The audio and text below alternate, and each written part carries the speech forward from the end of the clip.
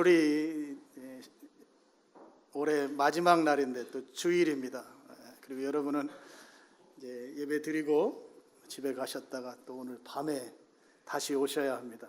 오늘이 송구영신 예배를 11시부터 시작해서 기도하고 또 0시가 되면 우리가 새해 첫 시간을 예배로 하나님께 올려드립니다. 그래서 가셔서 좀 쉬셨다가 11시에 다시 오시길 바랍니다. 한 해를 이렇게 보내면서 목회자로서 좀 우리 성도님들이 좀 행복한 한 해였으면 좋겠다 하는 생각, 또 내년에는 올해보다 더 행복한 한 해가 됐으면 좋겠다, 이런 생각과 기도를 하면서 이제 어제도 오늘 아침에도 그렇게 하루를 보냈습니다. 성도님들을 정말 축복하고 싶고 또 이 어려운 시대에 하나님이 주시는 은혜로 여러분이 행복한 2018년 맞이하기를 기대하면서 오늘 여러분 설교 제목 보면 별로 재미가 없을 것 같아요. 큐티하는 성도가 되자, 이렇게 제목을 잡았는데요. 행복하자고 하는 이야기를 그렇게 바꿔서 표현한 것입니다. 성경에 가장 행복한 인물이 누구일까? 많은 인물들이 다 행복한 삶을 살았는데 제가 생각할 때는 맨 먼저 떠오르는 인물이 창세기 5장에 나오는 에녹입니다.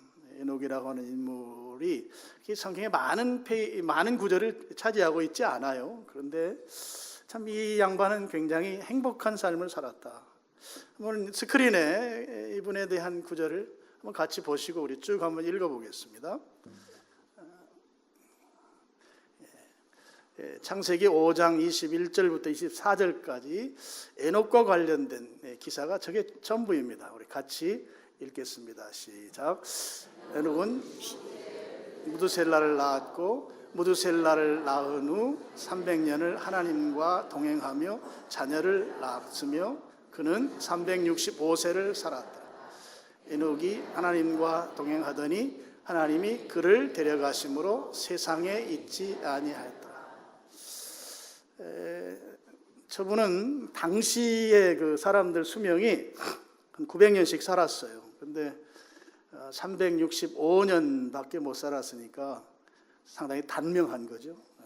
그런데 중요한 포인트가 있어요. 큰아들 무두셀라를 낳고 나서 성경이 뭐라고 표현하는가 하면 300년을 하나님과 동행했다 하는 거예요. 어떤 사람이 행복할까요? 하나님과 동행하는 사람, 동행하는. 그러니까 65세 이후로 그는 계속 하나님과 동행했어요. 그리고 자식을 또 계속 낳았어요. 그러다가 300년이 지난, 큰 아들 낳고 300년 동안 하나님과 함께 지내다가 하나님이 에녹하고 같이 있는 게 굉장히 좋으셨던 것 같아요. 그래서 그냥 하늘로 그냥 데려가셨어요. 그리고 그 인생은 이제 성경에 이제 기록이 되어 있지 않아요. 에녹만큼 행복한 사람이 어디 있을까? 기왕이면 다른 사람들은 당시에 저 양반보다 3배씩은 많이 살았는데 더 오래 살았으면 좋았을 것을, 이런 생각도 우리가 할 수 있겠습니다만, 하나님과 그의 거의 대부분의 인생을 하나님과 동행했다 하는 거죠. 그 삶이 가장 행복한 삶이다. 하나님이 함께 하시는 삶, 이거보다 더 행복한 삶이 없을 것이에요. 그럼 하나님과 동행한다고 하는 것은 무엇일까? 모세를 보면 좀 우리가 동행한다고 하는 의미를 좀 알 수 있어요. 모세에 관련된 성경은 출애굽기 33장 11절입니다. 또 여러분 앞에 스크린 보시고 같이 한번 읽어보시겠습니다. 시작.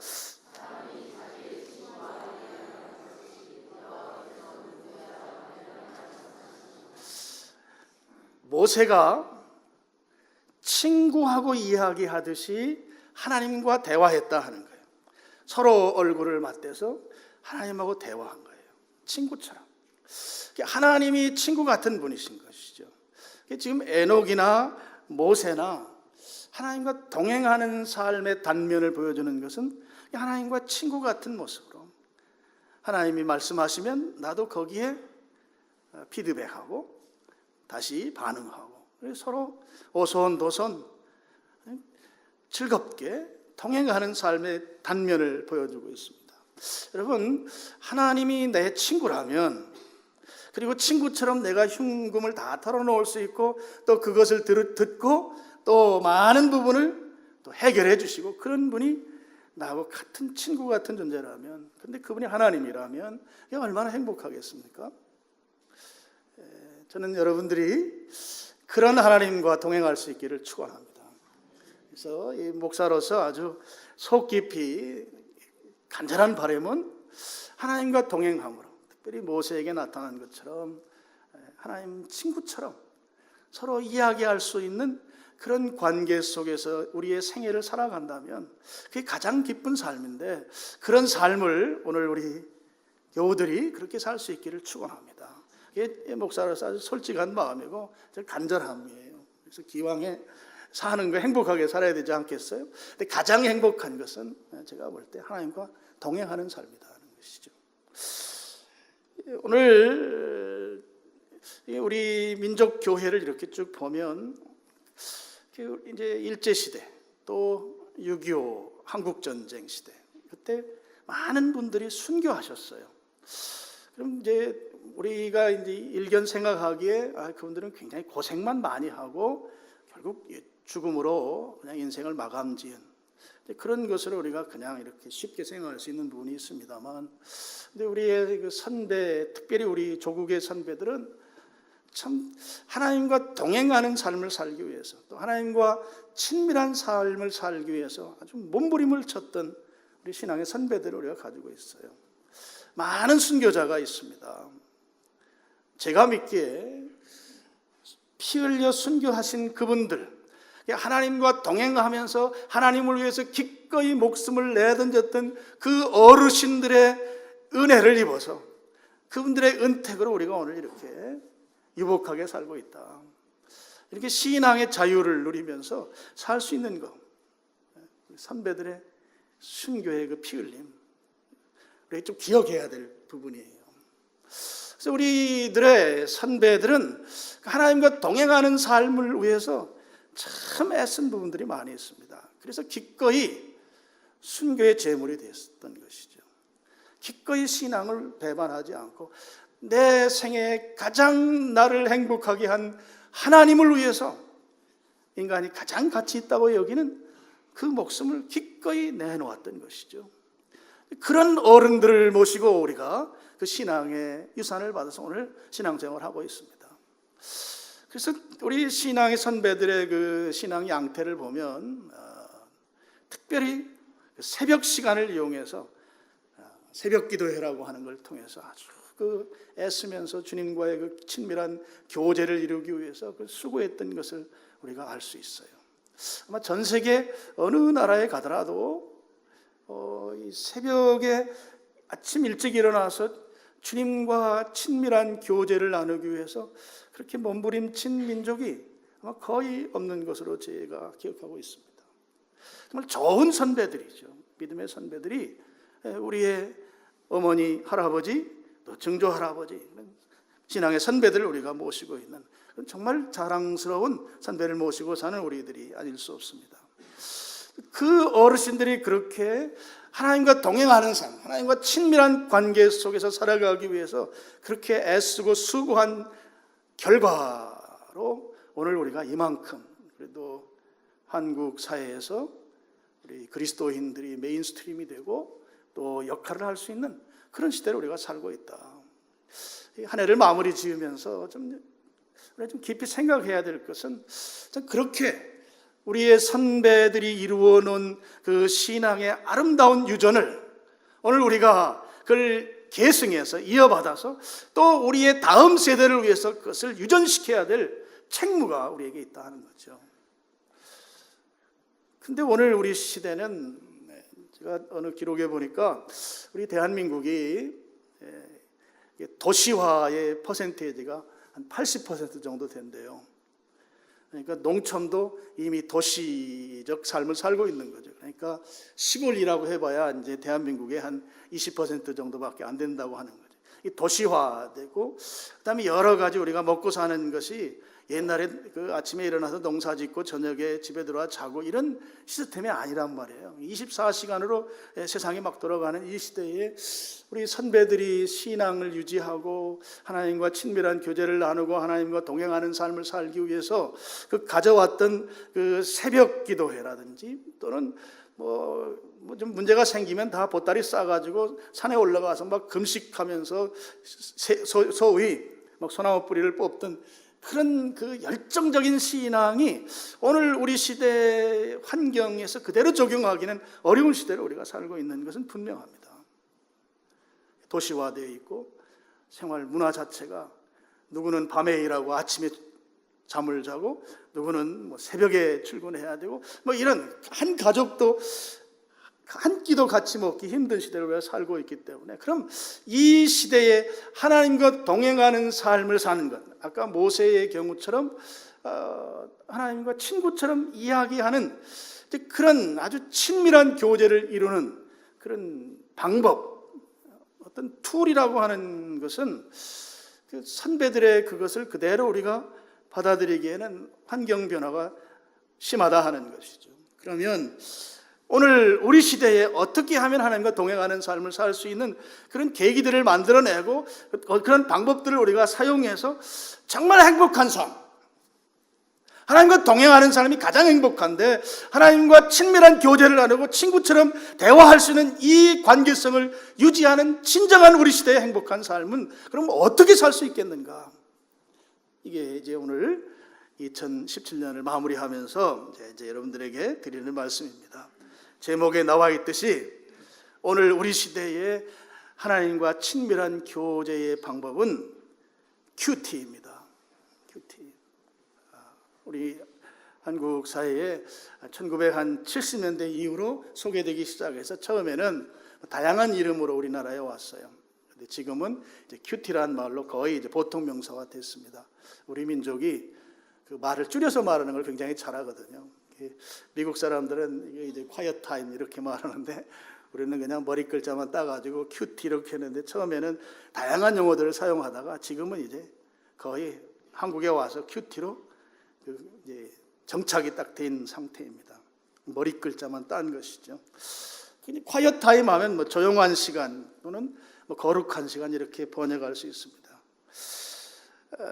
오늘 우리 시대에 우리가 이렇게 바쁘게 살고 또 그냥 하루를 이틀처럼 막 사용하면서 이렇게 살아가는 우리 시대에 정말 행복한 삶이라고 하는 거, 이것은 하나님과 교제하는 삶, 하나님과 동행하는 삶, 모세처럼 친구처럼 하나님과 대화하는 삶인데 그 삶의 방법론으로 우리가 제시할 수 있는 것이 우리 시대의 큐티하는 것이다. 이 말씀을 제가 드리는 것입니다. 큐티는 어떻게 하는 것인가? 성경 가지고 하는 것입니다. 성경 가지고 하나님을 만나는 것이에요. 하나님과 1대1로 성경을 도구 삼아서 하나님을 만나는 것입니다. 다른 것들에게 영향을 받지 않는 장소를 선택하는 게 중요합니다. 그래서 조용한 장소에서 말씀과 기도로 하나님을 깊이 만나는 것, 이게 큐티의 정의라고 할 수 있습니다. 여러분, 그렇게 사신 분이 바로 예수 그리스도이십니다. 오늘 읽은 본문을 보시면 예수님이 바로 그렇게 사신 거예요.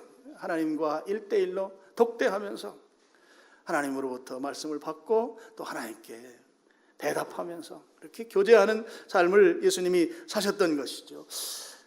우리 마가복음 1장 35절 말씀을 여러분 같이 한번 다시 읽어보겠습니다. 시작.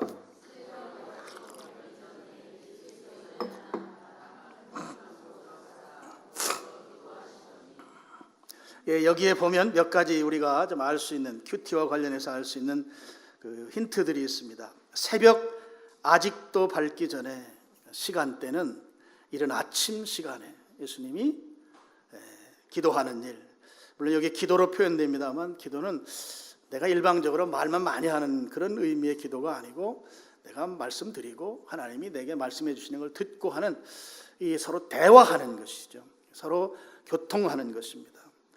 그래서 새벽에 아직 밝기 전에, 그러니까 예수님은 하나님과 특별히 큐티하는 시간을 이른 아침 시간에 가지셨다 하는 것을 알 수 있어요.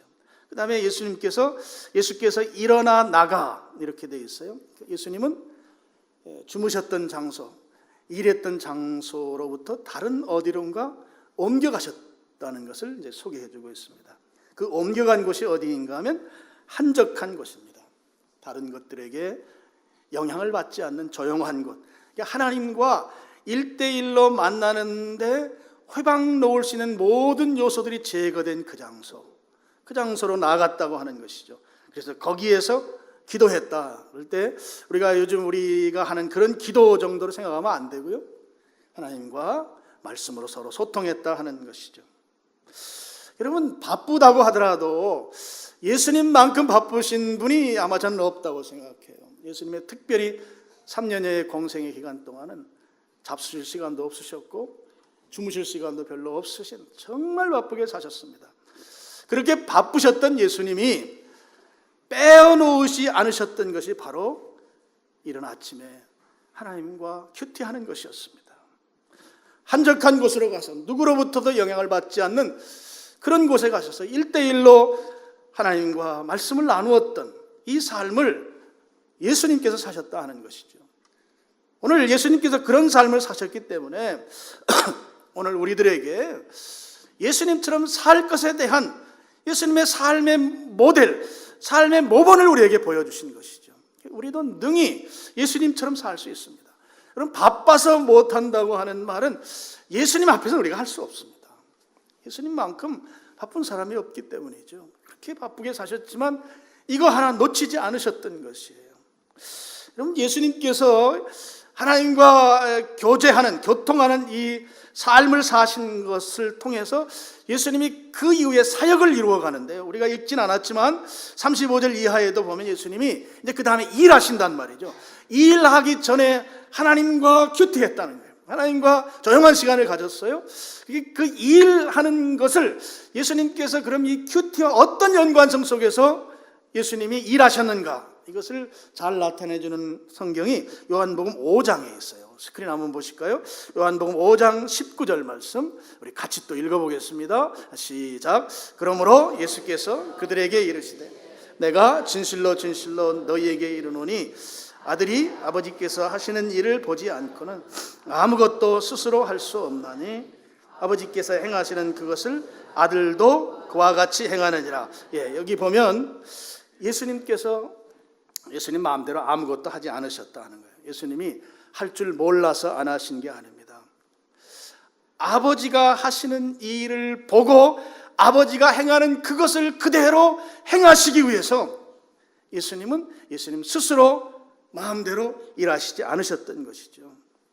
여러분, 여기에 성경에 보면 요한복음 5장 19절 보면 아버지가 하시는 일을 보지 않았다 이렇게 나와요. 근데 실제적으로 예수님은 육신의 몸을 입고 있으시고 하나님은 영적 존재로 그냥 우리가 가진 이 안목으로는 볼 수가 없는 분이시죠. 그런데 성경은 봤다라고 하는 표현을 써요. 이렇게 표현할 수 있는 것은 하나님과 친밀한 교제를 이루지 않고는 도무지 예수님께서 이렇게 말할 수 없는 표현을 예수님 지금 하고 계신 것입니다. 시각적으로 하나님을 분명하게 봤다고 하는 것은 하나님과 그만큼 친밀한 관계일 때에 이 말을 할 수 있다 하는 것이죠. 아버지가 이 땅을 향해서 예수님의 사역과 연관해서 무엇인가 가지신 아버지의 의도, 아버지가 가신 목적, 아버지가 하시고자 하는 일의 방법, 이 모든 것을 완벽하게 알 때만 봤다 말하는 것이고 아버지가 행하는 그것을 내가 그대로 한다고 하는 이 말을 할 수 있다 하는 것이죠. 그냥 멀리 계시고 눈에 안 보이는데 아버지가 하는 것을 봤다라고 표현을 못하는 것이고, 그리고 이 아버지하고 지금 우리 마가복음 나온 것처럼 1대1로 독대를 하지 않는 그런 삶이라면 예수님께서 지금 요한복음 5장 19절에 나오는 이 말씀은 전혀 할 수 없다 하는 말씀인 것입니다. 여러분, 요한복음 5장 20절 한번 또 그 다음 보시고 또 여기도 한번 읽어보겠습니다. 시작.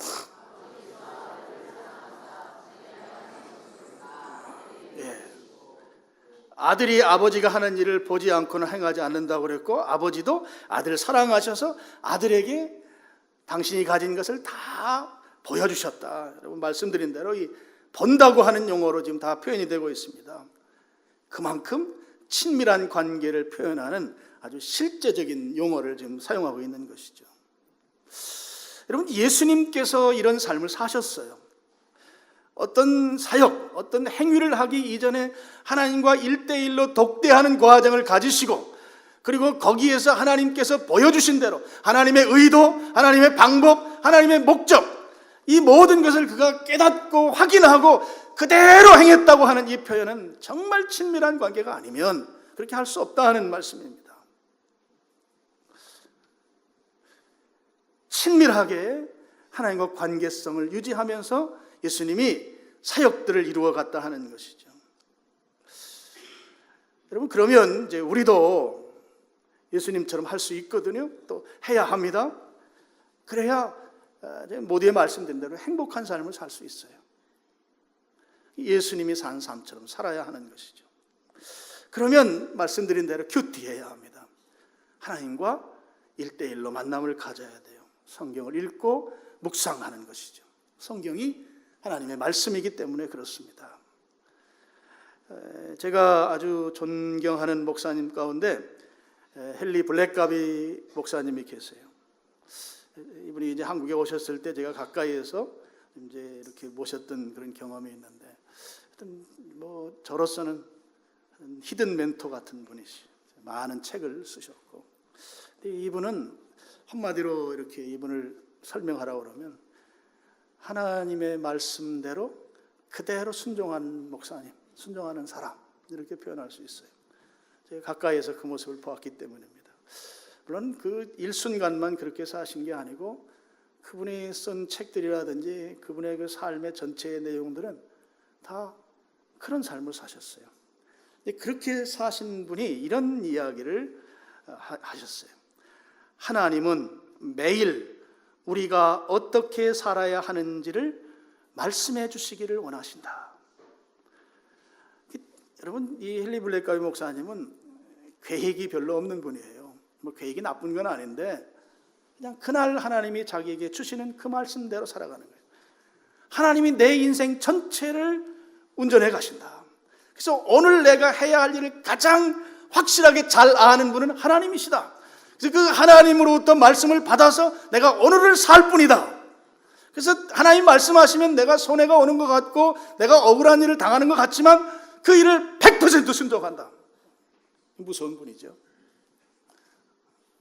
그런 모습을 제가 가까이서 봤어요. 근데 이분이 이렇게 말하신 거예요. 하나님은 매일 우리가 어떻게 살아야 하는지 말씀해 주시고 싶어 하신다는 거예요. 하나님께서 내가 오늘 어떻게 살아야 하는지를 하나님은 내게 말씀해 주시길 원하신다는 것이에요. 그럼 우리가 그 말씀 듣고 그대로 살아야 되지 않겠어요? 그게 맞죠? 하나님 내 인생 전체 중에 오늘 살아야 될 분량을 말씀해 주시고 싶어 하시고 내가 그 말씀 듣고 그대로 살아가는 것, 이게 행복한 삶이란 말이에요. 근데 이걸 말씀을 듣는 것, 이게 바로 오늘 제가 말씀드리는 큐티입니다. 큐티하면 하나님의 말씀을 들을 수 있어요. 큐티가 뭔지 제대로 개념이 없으신 분들은 저 양반이 약간 신비주의 아니냐, 말씀을 들을 수 있다니, 그런 쪽은 아닙니다. 말씀을 들을 수 있습니다. 큐티를 통해서. 그런 걸 이제 훈련할 때 제가 가르쳐 드립니다. 그래서 하나님의 말씀을 듣는 신자의 삶, 이것보다 더한 기쁨이 어디 있는가? 여러분, 하나님은 정확하신 분이세요. 내가 지금 곤고한 삶을 살면 그날 큐티하는 중에 하나님이 위로의 말씀을 주세요. 100% 그렇게 하십니다. 내가 죄악 가운데로 빠져서 지금 하나님 보실 때 원치 않는 삶을 살고 있다면 그 부분을 하나님은 분명하게 지적하십니다. 그리고 내가 어떤 결단을 해야 하면 결단할 수 있도록 하나님께서 도우십니다. 그날 말씀을 통해서. 하나님 정확하신 분이세요. 그리고 그 하나님께서 내 인생 전체를 아시기 때문에 그날 내가 해야 되고 알아야 될 것을 정확하게 알려주신다는 말이에요. 그래서 그 하나님의 말씀을 우리가 들어야 한다는 이야기입니다. 말씀 듣고 싶으시죠? 큐티 하시기 바랍니다. 근데 하나님의 말씀을 듣지 못하면, 특별히 신자들이, 우리 신자들의 내면에는 하나님의 영이 거하십니다. 그래서 우리 영적 존재 아닙니까? 하나님의 영과 우리 인간의 영이 이제 컨택 포인트가 있어요. 그래서 들어와 계신단 말이에요. 근데 하나님의 말씀을 듣지 못하면 우리가 아주 목이 마를 때 있잖아요. 갈증이 생길 때. 영적 기갈이라고 그래요. 뭔가 물 한 모금 마시면 이 문제가 해결될 것 같은데, 근데 물이 없어요. 너무너무 갈증이 난단 말이에요. 영적인 갈증이 생겨요. 말씀이 없으면, 말씀이 들리지 않으면. 그래서 답답해요. 견딜 수 없어요.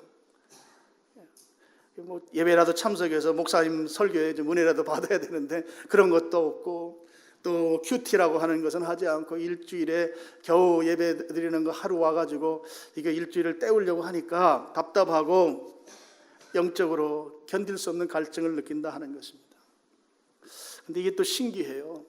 그 상태로 조금 더 지나가면 갈증이 사라져요. 영적으로 무뎌져요. 영적으로 이 말씀이 들리지 않은 그 초창기에는 막 갈급해서 견딜 수 없는데, 그냥 조금 더 지나가면 이제 무뎌진단 말이에요. 견딜만 해요. 그러다가 더 지나가면 이제 괜찮아져요. 괜찮아진 그 시점에서 나를 보면 나는 죄라고 하는 것과 굉장히 친하게 지내고 있어요. 하나님으로부터 멀리 떨어져 와서 재밌는 걸 드디어 이제 발견한 거예요. 그래서 그것하고 지내다 보니까 갈증이 사라진단 말이죠. 거짓 갈증인 것이죠. 죄와 친해져서 하나님으로부터 멀어진, 그러면 하나님의 말씀이 안 들리고요, 안 들리는 것을 지나쳐서 하나님의 말씀하심이 듣기 싫어집니다. 지금 하나님께서 내게 말씀하시는데도 불구하고 저 말씀이 내게 주시는 말씀이 아니라고 자꾸 외면하는 거예요. 근데 하나님은 신기한 분이에요. 그거 들을 때까지 계속해서 말씀하세요. 여러분, 그거 기억하셔야 합니다. 그래서 그 계단을 올라서야만 하나님이 다음 말씀을 주신단 말이에요. 하나님이 말씀하시는 게 안 들려요? 그러면 내가 지금 하나님으로부터 멀어져서 죄하고 친하게 지내고 있지는 아니한가? 한번 확인해 봐야 합니다.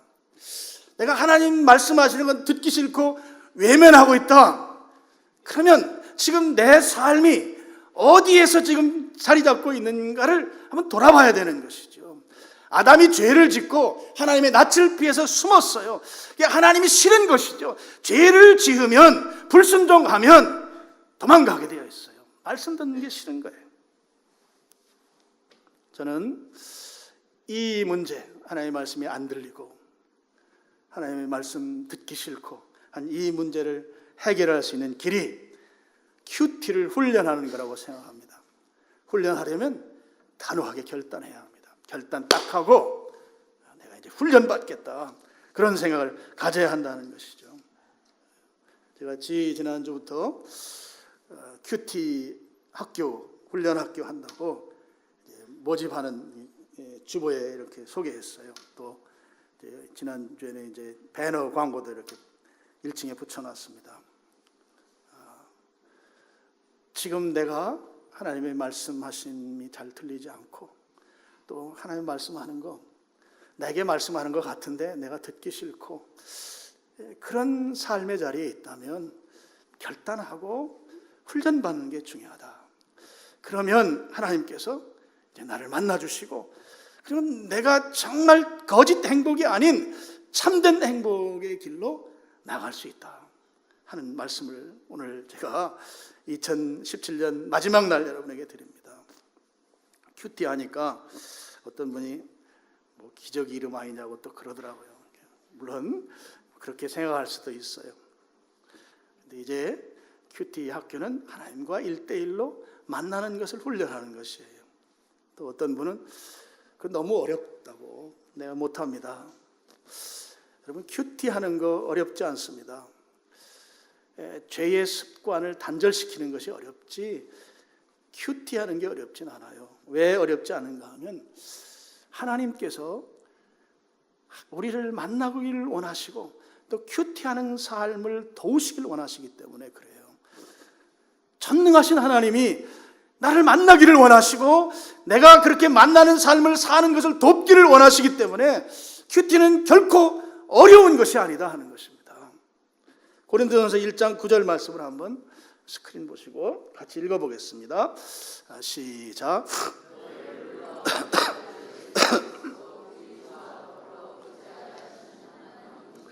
예, 교제란 말은 이제 지금 우리가 오늘 사용하는 큐티라는 말로 바꿀 수 있죠.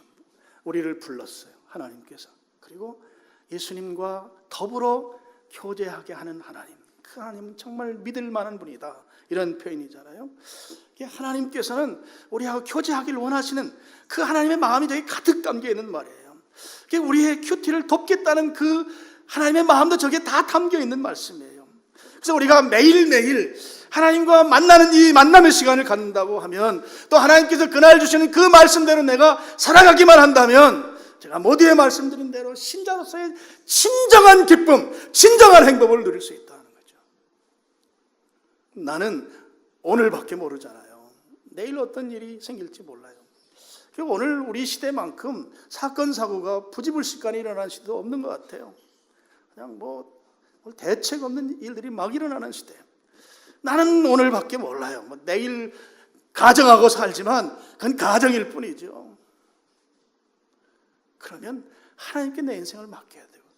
내 전체 인생의 프로그램을 아시는 하나님이 오늘 내가 어떤 일을 할 때 가장 행복한 삶을 살 수 있는지를 아시는 그분으로부터 말씀을 듣고 그분이 주신 말씀대로 순종해 가는 것이 지혜로운 자이죠. 그래서 그걸 훈련하자 하는 것입니다. 그리고 이미 훈련에 익숙해지신 분들은 2018년도에는 하나님과 1대1로 만남의 시간을 갖는 이것을 여러분 삶에 확실하게 자리매김하셨으면 좋겠다, 이 말씀을 드리는 것입니다. 1월 둘째 주부터 우리가 큐티 학교 합니다. 특별히 여러분들 내가 하루하루 어떻게 살아야 할지, 또 목적 없이 그냥 하루하루를 지내는 분들은 꼭 큐티 훈련에 참석하시길 바랍니다. 또 이런 분들도 참석하셔야 돼요. 머리로는 내 이렇게 사는 게 잘못된 삶이야, 우리 지성으로는 다 이해가 돼요. 그런데 실제 내가 의지가 약해서 머리로 생각하는 대로 살지 못하는 삶을 사는 사람들, 죄 지으면 안 돼 하고 메아리처럼 내게 들려오지만 나는 이미 죄의 길로 가고 있는 그런 삶을 사는 사람들, 주님이 능력을 주셔야만 살 수 있거든요. 그 능력을 받기를 원하는 분들도 훈련 받으시기 바랍니다. 이런 분들도 내가 예수님 믿는 사람인 건 맞긴 맞는데, 그리스도인 거 맞는데, 하나님이, 저 집사님은 굉장히 하나님하고 둘이 단짝인 것 같은데 나는 하나님이 영 멀리 계셔서 나의 하나님은 아닌 것 같아, 그렇게 여겨지는 분들도 큐티 훈련에 참석하시면 여러분 그 훈련만 하면 주님과 동행할 수 있어요. 주님과 친구처럼 이야기할 수 있어요. 여러분 이 큐티의 깊은 경지에 들어가면 정말 주님과 깊은 교제가 가능해요. 그리고 주님은 나보다 나를 더 잘 아시기 때문에 나의 그 작은 부분까지도 섬세하게 만져주시면서 사람이 할 수 없는 부분들을 주님이 만져주셔서 내가 행복하게 살게 만들어주세요. 이것을 외면하고 일주일에 겨우 한 번 예배 참석하는 것으로 힘들다, 야 교회도 끊어야 되겠다, 이렇게 생각하지 말고 주님과 교제하는 자리로 나오시기를 예수님의 이름으로 축원합니다. 큐티 하는 거 모르면 큐티 훈련 6주간 합니다. 제가 잘 가르쳐요. 제가 큐티 책도 굉장히 오래전에 썼고, 제가 쓴 책이 신학교에서 교재로 사용됐어요. 그만큼 인정받은 그 책을 썼어요. 그러니까 여러분이 참석하셔서 훈련 잘 받으시기를 바랍니다.